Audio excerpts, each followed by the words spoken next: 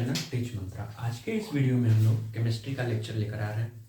इसके पहले वाले वीडियो में मैंने बताया था inter conversion of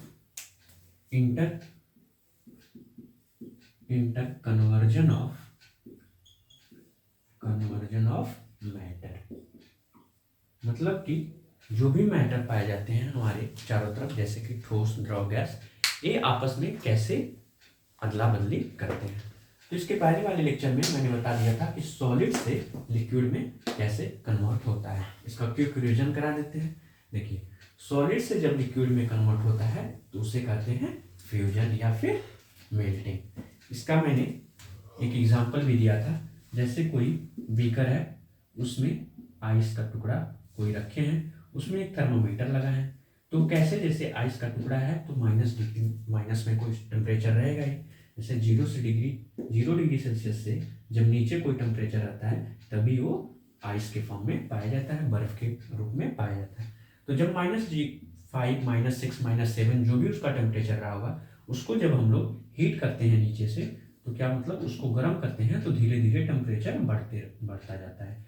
0 degree Celsius तक जब आता है तो ये 0 डिग्री सेल्सियस पे कुछ समय के लिए टेम्परेचर क्या होता है, तापमान क्या होता है, रुक जाता है। उसके बाद जब पूरा बर्फ का टुकड़ा पानी में बदल जाता है, उसके बाद धीरे धीरे ये टेम्परेचर फिर से बढ़ने लगता है। तो जो 0 डिग्री सेल्सियस पे कुछ समय के लिए जो टेम्परेचर रुका था, लेकिन उस समय हम लोग कंटिन्यूसली लगातार टेम्परेचर उसका नीचे से हीट एनर्जी दिए जा रहे थे, तो हीट एनर्जी एक गुप्त रूप में जाके उसमें स्टोर हो रहा था। उसी गुप्त रूपी ऊर्जा को हम लोग क्या कहते हैं, latent heat of fusion. Fusion को हिंदी में संलयन भी कहते हैं। उसी को हम लोग क्या कहते हैं, latent heat of fusion. Latent heat of fusion का डेफिनेशन हमने बताया था कि द एनर्जी रिक्वायर्ड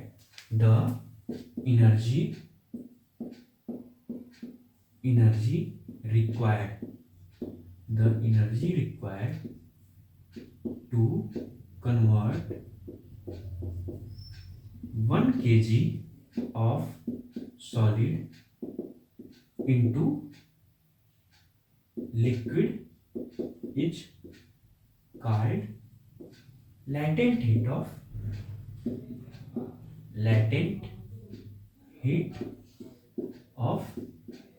फ्यूजन। इसका मतलब है कि 1 kg सॉलिड मतलब बर्फ, 1 kg बर्फ को लिक्विड में कन्वर्ट करने के लिए जितना हम लोग का एनर्जी रिक्वायर्ड, एनर्जी इसमें क्या है, हीट के फॉर्म में हम लोग गर्म कर रहे हैं, तो ये क्या है, एक हीट के फॉर्म में एनर्जी है। तो जितना एनर्जी 1 kg सॉलिड को कन्वर्ट करने में, लिक्विड में कन्वर्ट करने में लगता है, उसी को क्या कहते हैं हम लोग, लैटेंट हीट ऑफ फ्यूजन कहते हैं। और उसके बाद हम लोग कन्वर्ट किए थे लिक्विड को सॉलिड में।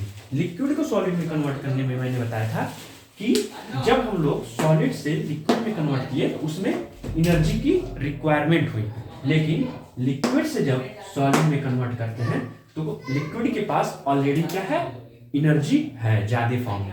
अब एनर्जी उसको क्या कम करना पड़ेगा। जब उसमें एनर्जी कम होगा, उसके बाद से जाके उस सॉलिड में कन्वर्ट होगा। पहले हम लोग हीट एनर्जी को देकर टेम्परेचर बढ़ा के इसका इंटरमॉलिक्यूलर फोर्स क्या था, दूर कर रहे थे। सॉलिड में इंटरमॉलिक्यूलर फोर्स अधिक होता है, लिक्विड में इंटरमॉलिक्यूलर फोर्स कम होता है। तो हम लोग हीट का प्रयोग करके इसके बीच की दूरियां को बढ़ा रहे थे। लेकिन अब हमको लिक्विड से सॉलिड में कन्वर्ट करना है, तो इसके जो लिक्विड के बीच का जो मॉलिक्यूल्स का स्पेस है उसको हमको कम करना पड़ेगा।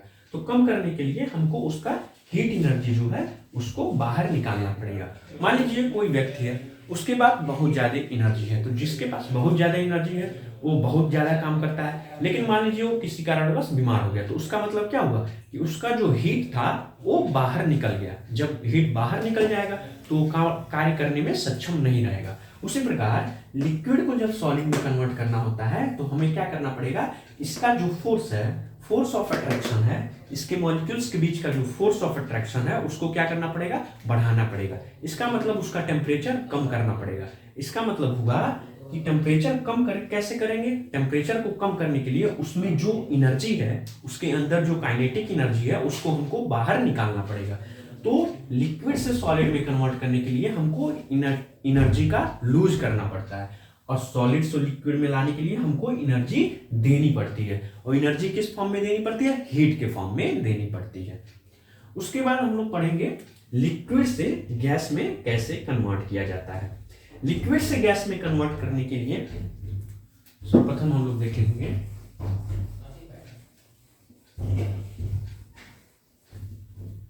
लिक्विड से, मान लीजिए कोई बर्तन है, इसमें पानी भरा हुआ है, तो पानी का मॉलिक्यूल्स क्या होता है? दूर दूर होता है। इसको हमको कन्वर्ट करना है किसमें? गैस में। गैस का मॉलिक्यूल्स और दूर दूर होता है, ये मैंने बता चुका है पहले। तो अब देखिए, अब जब इसके मॉलिक्यूल्स को और दूर दूर करना है, इसका मतलब इसमें काइनेटिक एनर्जी हमको बढ़ानी है। तो काइनेटिक एनर्जी बढ़ाने के लिए हमको अब इसमें हीट का प्रोवाइड करना पड़ेगा। अब हमको इसमें हीट का मतलब तापमान, इसमें तापमान बढ़ाना पड़ेगा। जब इसमें तापमान बढ़ाएंगे तो इसके जो इनके बीच की जो दूरियां हैं वो क्या करेंगी? दूर दूर हो जाएंगी। इसके बीच की दूरियां देखिए, यहाँ पर इसकी दूरी इतनी है और यहाँ पर इसकी दूरी इतनी है, तो बीच की जो दूरी होगी वो और अधिक हो जाएगी, मतलब कि इसकी काइनेटिक एनर्जी थोड़ा और बढ़ के ज्यादा हो जाएगी। जब काइनेटिक एनर्जी और बढ़ के ज्यादा हो जाएगी तो जो लिक्विड है वो गैस फॉर्म में कन्वर्ट हो जाएगा। जिस तरह से सॉलिड से लिक्विड में कन्वर्ट करने के लिए हम बताए थे कि मान लीजिए कोई वेसल है, इसमें बर्फ का टुकड़ा डाले हैं, इसको जब गर्म करते हैं तो थर्मामीटर पे एक समय 0 डिग्री सेल्सियस आता है। उसके बाद कुछ समय के लिए 0 डिग्री सेल्सियस के बाद थर्मामीटर पे टेम्परेचर शो नहीं करता है। उसी तरह जब हम लोग लिक्विड को, मान लीजिए अब इसमें लिक्विड भरा हुआ है, अब लिक्विड को जब गर्म करते हैं तो पहले तो थर्मामीटर में टेम्परेचर ऊपर की तरफ जाएगा, लेकिन जब 100 डिग्री सेल्सियस पे आ जाएगा तो 100 डिग्री सेल्सियस पे आने के बाद थोड़े समय के लिए, जैसे कि 5 मिनट, 6 मिनट, 10 मिनट, थोड़े समय के लिए जो हीट एनर्जी दे रहे हैं वो क्या करेगा? थर्मामीटर की टेम्परेचर को ना बढ़ा के इनके बीच की दूरियों को बढ़ाने का काम करेगा। वही जो एनर्जी टेम्परेचर को ना बढ़ा के इनके बीच की दूरियों को बढ़ा रहा है, उसी को क्या कहेंगे हम लोग? Latent heat of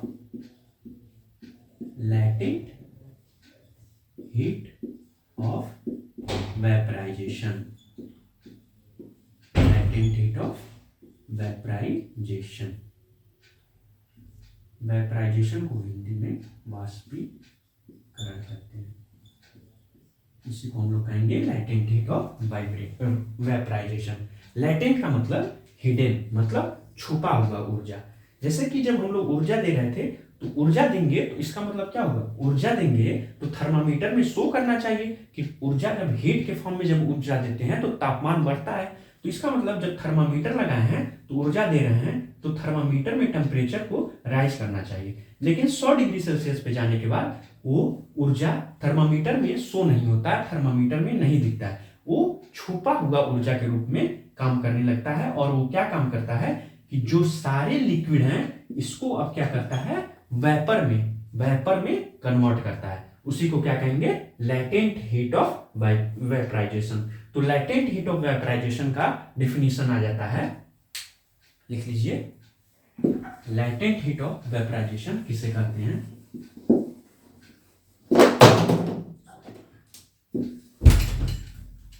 latent heat of vaporisation कहते हैं the heat energy required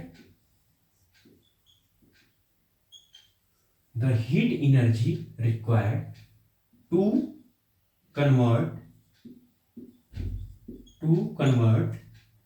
1 kg of liquid into vapor is called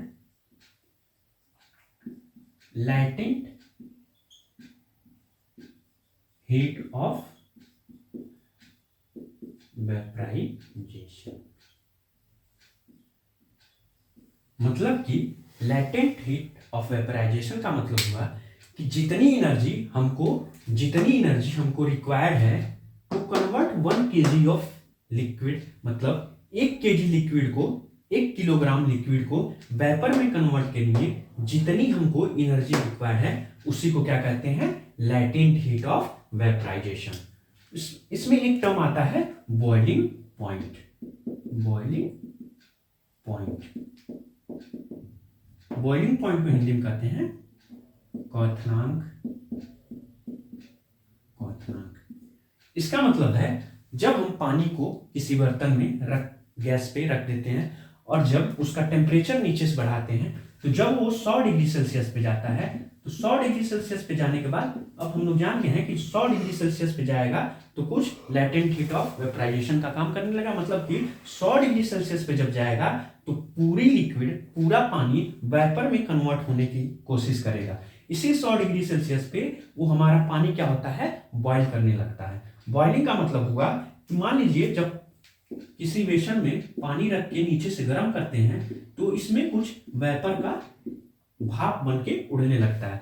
जब ये भाप बन के उड़ता है तो ऊपर से भी एक एटमॉस्फेरिक प्रेशर का मतलब वायुदाब, एटमॉस्फेरिक प्रेशर का मतलब होता है कि हमारे वायुमंडल में जो भी गैसेस पाए जाते हैं वो क्या करते हैं, हमारी सतह पे एक ऊपर से प्रेशर डालते हैं, उसी को क्या कहते हैं हम लोग, एटमॉस्फेरिक प्रेशर या वायुदाब। ठीक है, तो जब ये वेपर प्रेशर, जो पानी से निकलने वाला भाप और ऊपर से लगने वाला वायुमंडलीय दाब आपस में क्या हो जाते हैं, बराबर हो जाते हैं, वो आपस में इक्वल हो जाते हैं, उसी पॉइंट को, जिस पॉइंट पे ये आपस में इक्वल होंगे उसी पॉइंट को क्या कहेंगे हम लोग, बॉइलिंग पॉइंट। जब ये दोनों आपस में बराबर हो जाएंगे तो हमारा पानी क्या करने लगेगा, बॉयल करने लगेगा। बॉयल करने, कभी पानी आप लोग गर्म करते हैं तो देखे ही होंगे कि बॉयल करता है तो क्या होता है कि किसी बर्तन में जब बॉयल होता है तो नीचे का पानी जो होता है ये ऊपर की तरह जाता है और ऊपर का पानी जो होता है वो नीचे की तरह आता है। देखिए, इसको जब गर्म करते हैं तो सबसे पहले गर्म ये नीचे वाला मॉलिक्यूल्स ही होगा। जब ये नीचे वाला मॉलिक्यूल्स गर्म होता है तो इसके बीच की दूरियां बढ़ जाती हैं। इसके बीच कुछ दूरियां जब बढ़ जाती हैं तो ये भाप में बदलने लगता है। और जब भाप में कोई चीज बदल जाता है तो वो क्या हो जाता है, हल्का हो जाता है। और हल्की चीज हमेशा क्या होती है, ऊपर की तरफ मूव करती है। और ऊपर के मॉलिक्यूल्स जो होते हैं वो भारी हो जाते हैं, वो नीचे की तरह आने लगता है। तो इसका किस तरह से हो जाता है, ये ऊपर की तरह जाएगा और ये नीचे की तरह आएगा। इन्हीं सबका ये चक्र बन जाता है, ये ऊपर की तरह जाएगा, ये नीचे की। तो यही चक्र के कारण हमको पानी बॉयल होता हुआ दिखने लगता है। तो ये सब कंडीशन किस पे होता है जी, 100 डिग्री सेल्सियस पे। 100 डिग्री सेल्सियस पे हमारा पानी क्या होता है, बॉयल होने लगता है। ये सब कुछ नोट कर लीजिए। उसके बाद लेटेंट हीट ऑफ वेपराइजेशन बता दिए कि the heat energy required to convert 1 kg of liquid into vapour is called latent heat of vaporisation. Latent heat of vaporisation की वैल्यू होती है 22.5 इंटू 10⁵ जूल पर kg।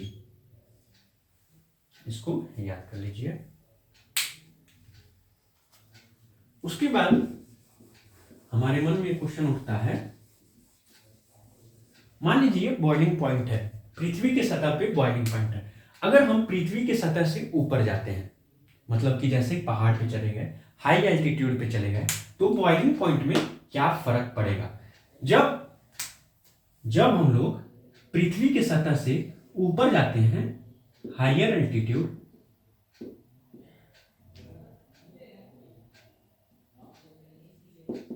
हाई एल्टीट्यूड पे जाते हैं, मतलब कि हाई एल्टीट्यूड का मतलब जब पृथ्वी के सतह से हम लोग ऊपर जाते हैं, जब पृथ्वी के सतह से ऊपर जाते हैं तो हमारा वेपर प्रेशर क्या हो जाता है, कम हो जाता है। कैसे वेपर प्रेशर कम हो जाता है, देखिए, जब नीचे रहता है, जब पृथ्वी के सतह से पे रहेंगे हम लोग तो बहुत सारे गैसेस रहेंगे, बहुत सारे गैसेस आपस में दबाव डालेंगे। लेकिन जैसे जैसे हम लोग ऊपर जाते हैं तो ऑक्सीजन का मात्रा, नाइट्रोजन का मात्रा, ये सब क्या होने लगता है, कम होने लगता है। इसलिए हम लोग देखते हैं कि कभी फ्लाइट में जाते हैं तो कहते हैं लोग ऑक्सीजन की मात्रा बहुत कम हो जाती है, उसमें नाक से हमारे ब्लड वगैरह आने लगता है। या फिर पर्वतीय क्षेत्र में जाते हैं तो वहां पर ऑक्सीजन की मात्रा बहुत कम होती है। इसका मतलब क्या हुआ कि जब हम लोग हायर एल्टीट्यूड पे जाते हैं तो जो वायुमंडलीय दाब होती है वो कम हो जाती है। और इसमें बॉइलिंग पॉइंट का डिफिनेशन क्या बताते हैं, जो वायुमंडलीय दाब और वेपर प्रेशर आपस में जब बराबर होंगे तभी बॉइलिंग पॉइंट होगा। तो जैसे जैसे हम लोग ऊपर जाएंगे ये वाली वैल्यू कम हो जाएगी, और बॉइलिंग पॉइंट होने के लिए दोनों आपस में क्या होना चाहिए, बराबर होना चाहिए। जैसे जैसे ऊपर जा रहे हैं तो वायुमंडलीय दाब क्या हो रही है, कम हो जा रही है। तो ये नीचे वाला भी इसको कम होना पड़ेगा, जब ये कम हो रही है तो इसको नीचे वाला भी कम होना पड़ेगा, तभी तो बॉइलिंग पॉइंट आएगा। तो इसीलिए कहा जाता है कि जैसे जैसे हायर एल्टीट्यूड पे जाते हैं तो क्या होता है कि बॉइलिंग पॉइंट का भी वैल्यू कम हो जाती है। पहले नीचे थे तो मान लीजिए 100 डिग्री सेल्सियस पे कुछ वाटर बॉयल हो रहा था, लेकिन जैसे जैसे ऊपर जाएंगे तो इस बॉइलिंग पॉइंट का 100 डिग्री सेल्सियस से कुछ नीचे आ जाता है। और एक बात हमेशा ध्यान रखेंगे कि जो भी हम लोग टेम्परेचर मेजर करते हैं वो हमेशा किस में मेजर करते हैं, केल्विन में। तो डिग्री सेल्सियस को केल्विन में कन्वर्ट करने का एक फार्मूला होता है, kelvin is equal to 273 plus 0 degree Celsius. बहुत इंपॉर्टेंट फार्मूला है। जैसे कुछ भी डिग्री सेल्सियस में दिया है, इसको केल्विन में कन्वर्ट करना है तो उसमें 273 ऐड कर देंगे तो किस में जाएगा, केल्विन में आ जाएगा। जैसे कि मान लीजिए 100 डिग्री सेल्सियस है, इसको केल्विन में कन्वर्ट करना है तो इस फार्मूले में बस हम पुट कर देंगे 273 प्लस 0 डिग्री सेल्सियस मतलब 0 डिग्री सेल्सियस मतलब सॉरी यहाँ डिग्री सेल्सियस होगा, केल्विन में 273 प्लस जो भी वैल्यू केल्विन में दिया है उसको पुट कर देंगे। तो मान लीजिए 100 डिग्री सेल्सियस को हमको केल्विन में कन्वर्ट करना है तो डिग्री सेल्सियस की जगह हम क्या करेंगे, 100 लिख देंगे। तो यहाँ पर क्या आ जाएगा, 373 केल्विन। तो कोई भी टेम्परेचर अगर डिग्री सेल्सियस में दिया है तो इसको सबसे पहले हम लोग क्या करेंगे, केल्विन में कन्वर्ट कर लेंगे। तो उसमें 273 ऐड कर देंगे अगर डिग्री सेल्सियस में, तो केल्विन में हमारा टेम्परेचर दे देगा। नोट कर लीजिए। तो बॉइलिंग पॉइंट का डिफिनीशन आ जाता है यहां से कि जब एटमॉस्फेरिक प्रेशर और लिक्विड का वेपर प्रेशर आपस में इक्विलिब्रियम पॉइंट पे आ जाएंगे तो वो उस पॉइंट को क्या कहेंगे हम लोग, बॉइलिंग पॉइंट कहेंगे। बॉइलिंग पॉइंट को क्वथनांक वैल्यू भी कहा जाता है। तो जैसे जैसे हायर एल्टीट्यूड पे जाते हैं तो हमारा एटमॉस्फेरिक प्रेशर क्या हो जाता है, कम हो जाता है। जब एटमॉस्फेरिक प्रेशर कम होगा तो इस वेपर को इक्विलिब्रियम में आने के लिए हमको कम टेम्परेचर का यूज करना पड़ेगा। कम टेम्परेचर यूज करने से क्या होगा कि बॉइलिंग पॉइंट जो पहले 100 डिग्री सेल्सियस पे होता था अब वो 100 डिग्री सेल्सियस से कम पे होने लगेगा। नोट कर लीजिए सब।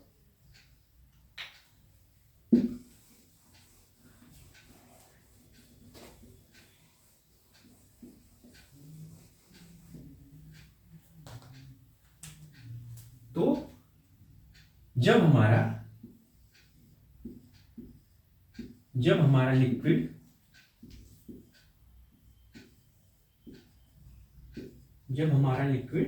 गैस में बदलने लगता है उसी को हम लोग क्या करते हैं, वाष्पीकरण करते हैं या फिर वेपराइजेशन करते हैं। जब हमारे लिक्विड के मॉलिक्यूल्स दूर दूर चले जाते हैं, उनमें फोर्स ऑफ अट्रैक्शन बहुत कम हो जाता है, तब वो किस में कन्वर्ट हो जाते हैं, गैस में कन्वर्ट हो जाते हैं। उसी को हम लोग क्या करते हैं, वाष्पीकरण या फिर वेपराइजेशन।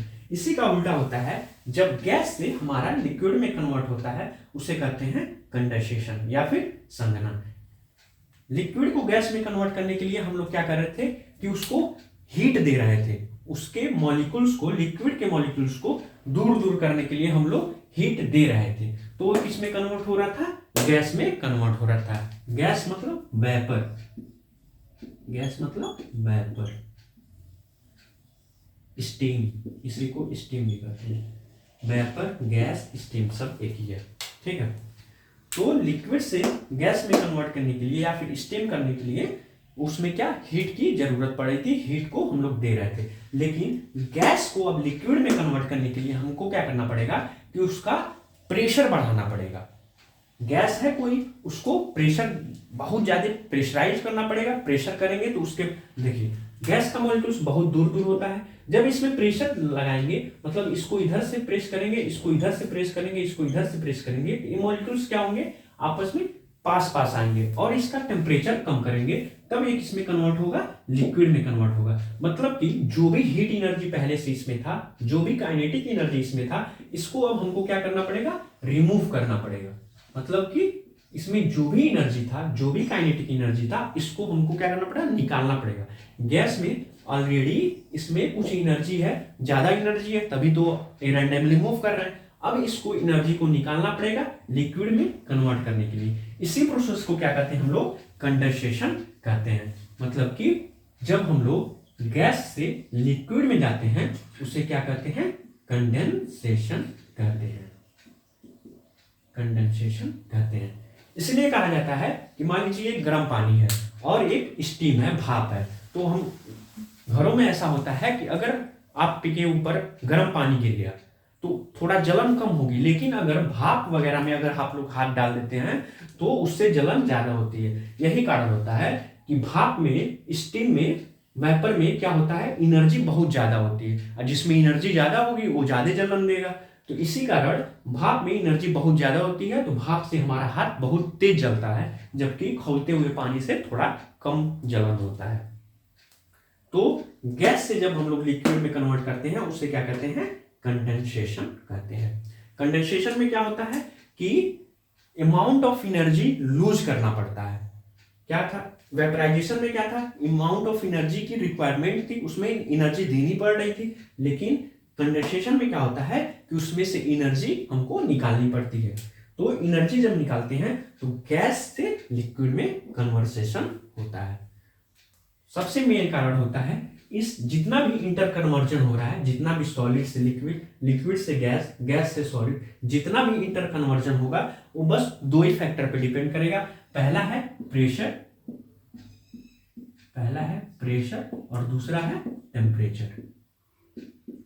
टेम्परेचर देखिए, टेम्परेचर को बढ़ा घटा के हम लोग सॉलिड से लिक्विड में, लिक्विड से सॉलिड में कन्वर्ट कर सकते हैं, लिक्विड से गैस में टेम्परेचर को बढ़ा के कन्वर्ट कर सकते हैं, और गैस से लिक्विड में प्रेशर को बढ़ा के टेम्परेचर को कम करके कर सकते हैं। जैसे कि मान लीजिए कोई गैस, जैसे सीएनजी, सीएनजी क्या होता है, या फिर हमारे घरों में गैस का उपयोग खाना बनाने में किया जाता है, एलपीजी। उसमें क्या, एलपीजी नाम सुनने में क्या होता है, लिक्विफाइड पेट्रोलियम गैस, उसमें गैस का टर्म आ रहा है, लेकिन एक्चुअल में क्या होता है, वो लिक्विड में होता है, वो गैस में नहीं होता है। तो गैस का सिलेंडर जो होता है उसमें क्या किया जाता है कि बहुत ज्यादा जो गैस के मॉलिक्यूल्स हैं उसको बहुत ज्यादा प्रेशर से क्या किया जाता है, उसके मॉलिक्यूल्स को बहुत पास पास ला दिया जाता है, और उसमें टेम्परेचर क्या किया जाता है, बहुत लो रखा जाता है। देखिए, टेम्परेचर लो रखने का कारण ये होता है कि अगर किसी चीज के पास टेम्परेचर बहुत ज्यादा है तो उसमें काइनेटिक एनर्जी बहुत ज्यादा होगी, काइनेटिक एनर्जी ज्यादा होगी तो वो उसके मॉलिक्यूल्स जो होंगे वो रैंडमली बहुत तेज मूव करेंगे, और तेज मूव करने का मतलब वो किस में चला जाए, गैसियस फॉर्म में चला जाए। लेकिन ये लिक्विड फॉर्म में होता है, इसका मतलब है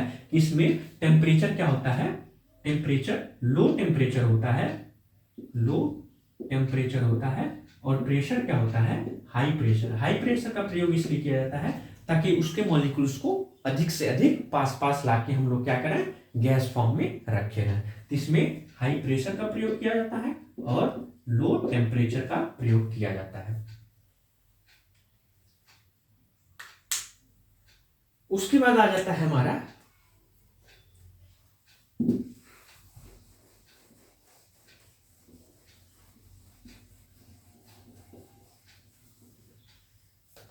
उसके बाद आ जाता है गैस से सॉलिड में कैसे कन्वर्ट किया जाता है। गैस से सॉलिड में कैसे कन्वर्ट किया जाता है। गैस से सॉलिड में कन्वर्ट करने को हम लोग कहते हैं सब्लिमेशन। सब्लिमेशन, सब्लिमेशन को हिंदी में ऊर्ध्वपातन, ऊर्ध्वपातन भी कहते हैं। इसका मतलब ये होगा सॉलिड, गैस से सॉलिड में या फिर सॉलिड से गैस में, दोनों एक ही होता है, दोनों में सब्लिमेशन ही कहा जाता है। जब गैस को सॉलिड में कन्वर्ट करते हैं उसे भी सब्लिमेशन क्या आ जाता है, ऊर्ध्वपातन क्या आ जाता है, और जब सॉलिड से गैस में कन्वर्ट करते हैं उसे भी हम क्या कहते हैं, सब्लिमेशन या ऊर्ध्वपातन कहते हैं। देखिए, सॉलिड से गैस में कैसे कन्वर्ट किया जाता है। जैसे कि मान लीजिए कोई नेफ्थलीन का बॉल हो, नेफ्थलीन आजकल मार्केट में मिलता है, नेफ्थलीन का बॉल होता है, एक व्हाइट कलर का होता है। ये बॉल अगर हम लोग एटमॉस्फेयर में, मतलब वायुमंडल में ऐसे ही रख देते हैं तो ये डायरेक्ट सॉलिड फॉर्म में होता है। ये डायरेक्ट क्या होता है, इसका कन्वर्जन डायरेक्ट गैस में हो जाता है। एक्चुअल में होना क्या चाहिए था, जब टेम्परेचर बढ़ाएंगे पहले तो टेम्परेचर बढ़ाने पे हमको क्या लिक्विड मिलना चाहिए था, उसके बाद गैस में कन्वर्ट होना चाहिए था। लेकिन क्या होता है कि सॉलिड से डायरेक्ट कन्वर्ट हो जाता है गैस में, इसी को क्या कहते हैं, ऊर्ध्वपातन कहते हैं। कपूर हो गया, कपूर को अगर आप लोग वायुमंडल में रख देते हैं तो अपने आप धीरे धीरे धीरे धीरे उसका साइज रिड्यूस होने लगेगा। इसका मतलब क्या हुआ कि वो डायरेक्ट ऊर्ध्वपातन हो रहा है, उसका सब्लिमेशन हो रहा है। तो कुछ ऐसे सॉलिड फॉर्म में पाए जाते हैं, ऐसे मैटर हैं, ऐसे चीज हैं जो सॉलिड फॉर्म में पाए जाते हैं, लेकिन अगर उसको एटमॉस्फेयर में रख देंगे तो वो डायरेक्ट गैसियस फॉर्म में कन्वर्ट हो जाएंगे। जैसे कि नेफ्थलीन, नेफ्थलीन वाल बहुत फेमस एग्जांपल है। नेफ्थलीन हो गया, ड्राई आइस हो गया। ड्राई आइस ये होता है CO2 का क्रिस्टल होता है। ड्राई आइस बहुत एग्जाम में पूछा जाता है कि ड्राई आइस क्या होता है। ड्राई आइस कार्बन डाइऑक्साइड का सॉलिड फॉर्म होता है, उसी को क्या कहते हैं हम लोग, ड्राई आइस करते हैं। जब इसको हम लोग एटमॉस्फेयर में रख देते हैं तो ये डायरेक्ट CO2 गैस में कन्वर्ट हो जाता है। तो नेफ्थलीन हो गया, ड्राई आइस हो गया, आयोडीन हो गया। नमक को आप लोग जब कहीं रख देते हैं तो अपने आप उसकी साइज क्या हो जाएगी, धीरे धीरे धीरे धीरे खत्म होने लगेगी। वो भी किसमें आता है, सॉलिड से गैस में कन्वर्ट होता है। उसी को क्या कहते, उसको भी क्या कहते हैं हम लोग, सब्लिमेशन कहते हैं। अब ये गैस से सॉलिड में भी कन्वर्ट होने की प्रोसेस को क्या कहते हैं, सब्लिमेशन कहते हैं। जैसे कि ठंडियों में हम लोग देखते हैं कि जो बहुत ज्यादा फ्रोस्ट गिरता है, बहुत ज्यादा डायरेक्ट थोड़ा थोड़ा पत्थर टाइप का गिरता है हमारे गर्मी सर्दियों में, तो क्या होता है, उसमें भी यही होता है, सब्लिमेशन हो जाता है। जब सब्लिमेशन उस कंडीशन में होता है जैसे कि जब टेम्परेचर बहुत ज्यादा कम हो, जैसे माइनस में जब टेम्परेचर होता है तो क्या होता है, गैसेस जो होते हैं वो डायरेक्ट सॉलिड में कन्वर्ट हो जाते हैं, वो लिक्विड में ना कन्वर्ट होके डायरेक्ट सॉलिड में कन्वर्ट हो जाते हैं। इससे पहले क्या था, गैस जब लिक्विड में कन्वर्ट हो रहा था उससे क्या कह रहे थे, कंडेंसेशन। जैसे कि पानी को जब गर्म करते हैं तो उसको ढक देते हैं, तो उस जब ढके हुए बर्तन को उठाते हैं तो उस पर क्या होता है, पानी का छोटा छोटा बूंद हो जाता है। उस प्रोसेस को क्या कहते हैं हम लोग, कंडेंसेशन कहते हैं या फिर संघनन कहते हैं। उसमें क्या था, वेपर जो जा रहा था वो पहले लिक्विड में कन्वर्ट हो रहा था, लेकिन यहाँ पर क्या होता है, गैस डायरेक्ट सॉलिड में कन्वर्ट हो जाता है। सर्दियों में कभी कभी पत्थर गिरता हुआ, जैसे खेत में हम लोग देखते हैं तो छोटे छोटे पत्थर के टुकड़े पाए जाते हैं, वही क्या किस प्रोसेस होते हैं, सब्लिमेशन होते हैं। गैस से डायरेक्ट किस में होते हैं, सॉलिड में कन्वर्ट हो जाते हैं, उसी को क्या कहते हैं, सब्लिमेशन कहते हैं। अब इसका एक ग्राफ होता है, बहुत इंपॉर्टेंट ग्राफ होता है, उसको आप लोग बना लीजिएगा।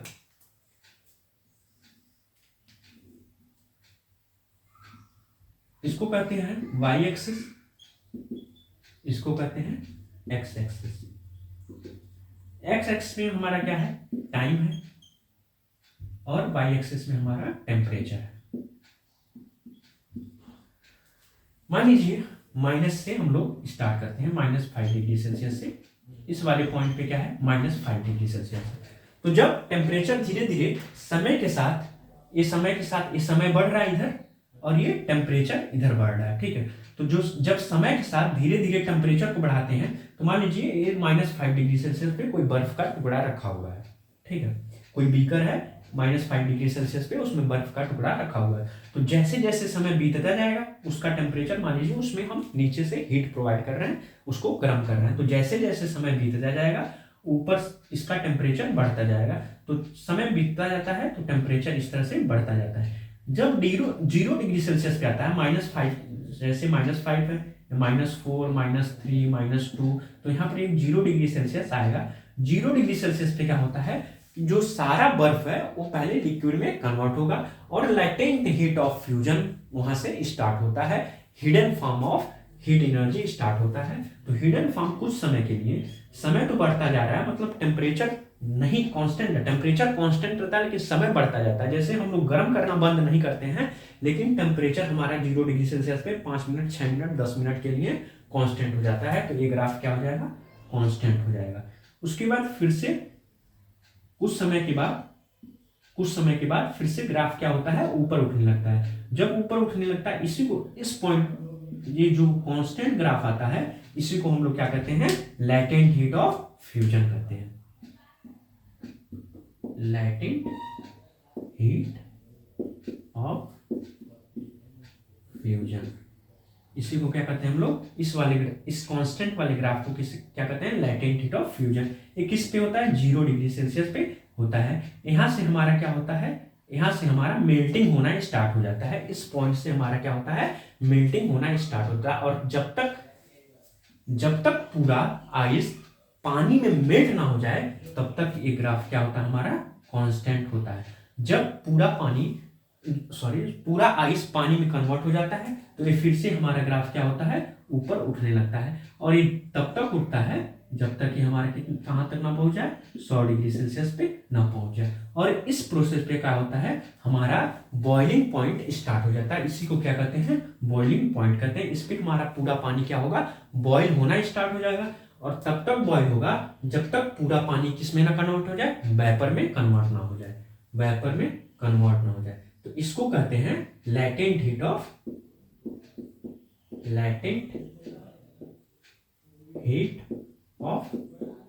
Vaporisation, latent heat of vaporisation. जब पूरा पानी वेपर में कन्वर्ट हो जाता है, वाष्प में कन्वर्ट हो जाता है, तो फिर से ये ग्राफ क्या होता है, फिर से ऊपर उठने लगता है। ये ग्राफ बहुत इंपॉर्टेंट है, टेम्परेचर और टाइम में है। -5 डिग्री सेल्सियस से 0 डिग्री सेल्सियस तक ग्राफ उठता है ऊपर की तरफ। उसके बाद 0 डिग्री सेल्सियस पे कुछ समय के लिए गुप्त ऊर्जा के रूप में एक कांस्टेंट रहता है, उसी को क्या कहते हैं हम लोग, लैटेंट हीट ऑफ फ्यूजन कहते हैं। उसके बाद फिर से एक ग्राफ उठने लगता है, ये जाता है 100 डिग्री सेल्सियस तक। 100 डिग्री सेल्सियस में फिर से ये ग्राफ कांस्टेंट हो जाता है, इसी को क्या कहते हैं हम लोग, लैटेंट हीट ऑफ वेपराइजेशन। उसके बाद फिर से जब एक पूरा पानी वेपर में कन्वर्ट हो जाता है तो फिर से ये ग्राफ क्या होता है, ऊपर उठने लगता है। मोस्ट इंपॉर्टेंट ग्राफ होता है, नोट कर लीजिए। इसी पे एक क्वेश्चन आया था प्रीवियस ईयर में, क्वेश्चन कराते हैं, सारे लोग नोट कर लीजिएगा।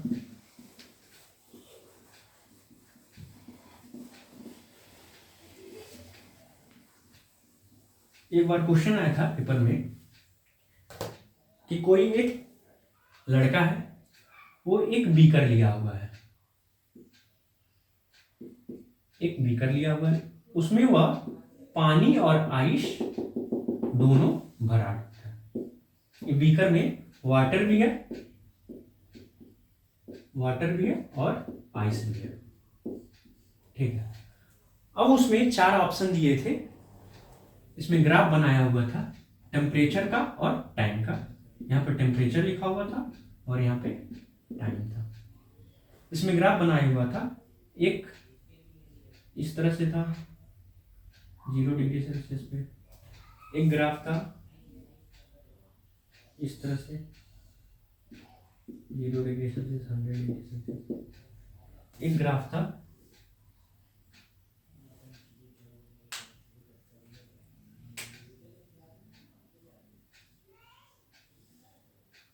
ये था 0 डिग्री सेल्सियस।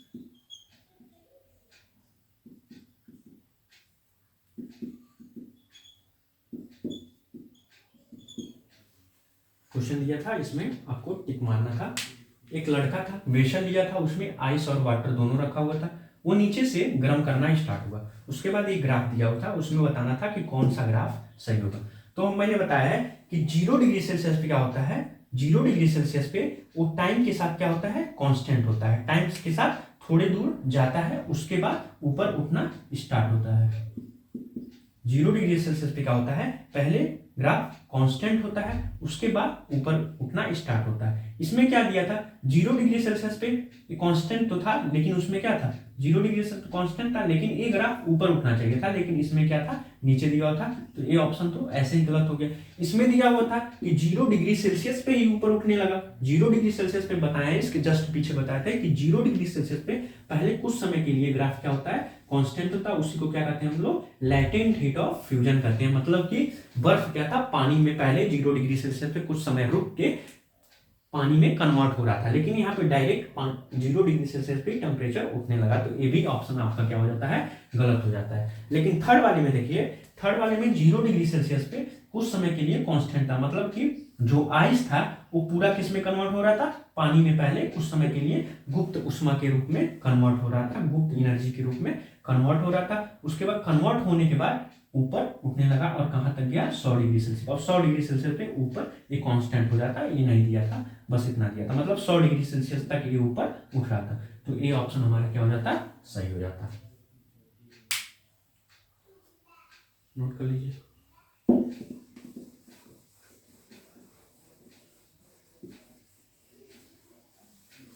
एक क्वेश्चन और आया था, क्वेश्चन में दिया था कि मान लीजिए कोई बालक था, वो इंडस्ट्रियल विजिट करने गया। इंडस्ट्रियल विजिट मतलब किसी इंडस्ट्री में गया अपना देखने की कैसे कैसे जो भी इक्विपमेंट्स उसमें यूज है वो कैसे काम करते हैं। तो उसने एक देखा, एक मशीन लगा हुआ था, उसमें सीएनजी को क्या कहते हैं, कंप्रेस्ड नेचुरल गैस। उसमें क्या था, सीएनजी बनाया जा रहा था। अलग अलग गैसें जैसे मीथेन हो गया, ऑक्सीजन हो गया, नाइट्रोजन हो गया, इन सबको भर के एक सीएनजी को तैयार किया जाता है। तो अलग अलग गैस को इसमें भर के सीएनजी तैयार किया जाता है, जो एक फ्यूल के रूप में यूज होता है। तो सीएनजी तैयार किया जा रहा था, वो पूरा कंडीशन देखा, लेकिन उसको ये याद नहीं रहा, वो भूल गया किस बेसिस पे इसमें कितना टेम्परेचर और कितना प्रेशर था। तो क्या बताए थे कि जब हमको गैस से लिक्विड में कन्वर्ट करना रहता है तो इसमें क्या करना रहता है, इसमें क्या होना चाहिए, लो टेम्परेचर होना चाहिए। लो टेम्परेचर क्यों होना चाहिए, लो टेम्परेचर होने से इसके मॉलिक्यूल्स के अंदर कम काइनेटिक एनर्जी रहेगा, तो ये आपस में बंधे रहेंगे, इसका अट्रैक्शन फोर्स क्या होगा, ज्यादा लगेगा।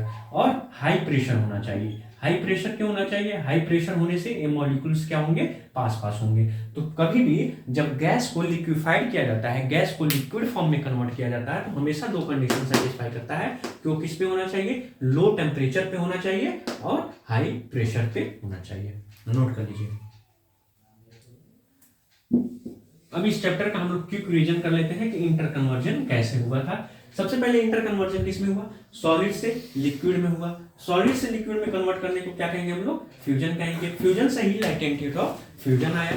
लैटेंट हीट ऑफ फ्यूजन क्या कहे कि energy required to convert solid into liquid is called fusion, latent heat of fusion. उसके बाद लिक्विड से हम लोगों ने किस में कन्वर्ट किया, सॉलिड में। उससे क्या कहें हम लोग, हिमीकरण या फिर फ्रीजिंग। इसको करने के लिए हम लोग क्या किए कि टेम्परेचर को क्या किए, रिड्यूस कर दिए। टेम्परेचर जो पहले था उससे बहुत कम, जैसे 0 डिग्री सेल्सियस पे सॉलिड से लिक्विड में कन्वर्ट हो रहा था, अब 0 डिग्री सेल्सियस से क्या किया हम लोग, माइनस में ले। जैसे कि मान लीजिए हमको पानी को बर्फ में कन्वर्ट करना होता है तो फ्रीजर में रख देते हैं। फ्रीजर का काम क्या होता है कि जो भी टेम्परेचर है, एटमॉस्फेरिक टेम्परेचर जो भी होता है 25 डिग्री सेल्सियस, एटमॉस्फेरिक प्रेशर कितना होता है 25 डिग्री सेल्सियस, हमेशा याद रखिएगा। तो उस 25 डिग्री सेल्सियस को उससे 0 डिग्री सेल्सियस में ले जाता है, फिर उसको माइनस में ले जाता है, जिससे उसके मॉलिक्यूल्स क्या होते हैं, पास हो जाते हैं, तो वो सॉलिड में कन्वर्ट हो जाता है। उसके बाद हम लोगों ने पढ़ा कि लिक्विड से गैस में कैसे कन्वर्ट किया जाए। तो लिक्विड से गैस में कन्वर्ट करने को हम लोग क्या कहें, वेपराइजेशन। एक इसमें होता है, पहले बॉइलिंग पॉइंट अचीव करता है। बॉइलिंग पॉइंट का डेफिनेशन बताएं, जब एटमॉस्फेरिक प्रेशर और जो हमारा लिक्विड को गर्म करने पे उत्पन्न होने वाला प्रेशर वेपर आपस में बराबर हो जाए, उसी को क्या कहेंगे हम लोग, बॉइलिंग पॉइंट कहेंगे। तो लिक्विड से गैस में कन्वर्ट करने को क्या कहेंगे हम लोग, वेपराइजेशन। यही जितनी एनर्जी रिक्वायर्ड हुई, जितनी हीट एनर्जी रिक्वायर्ड हुई लिक्विड को गैस में कन्वर्ट करने को, उसी को क्या कहें हम लोग, latent heat of vaporisation. Latent heat of vaporisation का वैल्यू हमने बताया 22.5 इंटू 10⁵ जूल पर केजी। अब गैस से लिक्विड में कन्वर्ट करने को क्या कहे, कंडेंसेशन। इसमें क्या होता है, प्रेशर को क्या किया जाए, खूब हाई कर दिया जाए और टेम्परेचर को खूब लो कर दिया जाए, तो उसमें क्या हो जाएगा, गैस से लिक्विड में कन्वर्ट हो जाएगा। और फिर आया सॉलिड से गैस में कैसे कन्वर्ट किया जाए। सॉलिड से गैस में कन्वर्ट करने को हमने क्या बताया, उसको कहते हैं सब्लिमेशन या फिर ऊर्ध्वपातन। इसका एग्जांपल दिया, जैसे कि नेफ्थलीन बॉल हो गया, ड्राई आइस हो गया। ये सब ड्राई आइस को फिर मैंने बताया कि ड्राई आइस CO2 का जो क्रिस्टल होता है उससे क्या कहते हैं हम लोग, ड्राई आइस कहते हैं। तो जब सॉलिड से गैस में कन्वर्ट होता है उसी को क्या कहते हैं हम लोग, ऊर्ध्वपातन। जैसे कपूर, नेफ्थलीन का बॉल, ड्राई आइस, आयोडीन, ये सब किसके अंतर्गत आते हैं, सॉलिड से लिक्विड में ना कन्वर्ट होकर डायरेक्ट किस में कन्वर्ट होते हैं, गैस में कन्वर्ट हो जाते हैं। इसी को क्या कहते हैं, ऊर्ध्वपातन करते हैं। फिर इसका रिवर्सिबल होता है, गैस से सॉलिड में कन्वर्ट करने। गैस से सॉलिड में कन्वर्ट करने को भी हम लोग क्या कहते हैं, सब्लिमेशन ही कहते हैं। जैसे कि एग्जांपल मैंने बताया कि ठंडियों में क्या होता है, जो गैस होता है डायरेक्ट पत्थर के फॉर्म में कन्वर्ट हो जाता है। खेतों में हम लोग जाते हैं तो गेहूं का जो होता है फसल, उसके ऊपर छोटे छोटे छोटे छोटे पत्थर के फॉर्म में रहते हैं, वही क्या होते हैं, उसी को इंग्लिश में क्या कहते हैं, फ्रोस्ट कहते हैं। तो वही क्या होता है,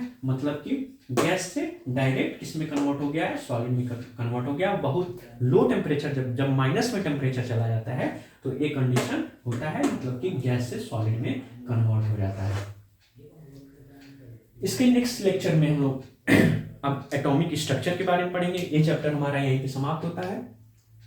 आप लोग पूरा अच्छे से नोट्स बनाइएगा, ज़्यादा से ज़्यादा शेयर करिएगा, लाइक करिएगा और वीडियो को अंत तक देखिएगा, ताकि अधिक से अधिक आप लोग इसमें जो भी हमने पढ़ाया है, जब तक आप लोग अंत तक नहीं देखेंगे तो मैंने क्या क्या समराइज किया ये आपको पता नहीं चल पाएगा। तो आप लोग अगर आपका कंसेप्ट बिल्ड अप करना चाहते हैं, ज़्यादा से ज़्यादा कंसेप्चुअल मजबूत होना चाहते हैं, तो हमारे वीडियो को पूरा से पूरा दिखा कीजिए। थोड़ा सा ओपन कर देंगे तो कंसेप्ट समझ में नहीं आएगा।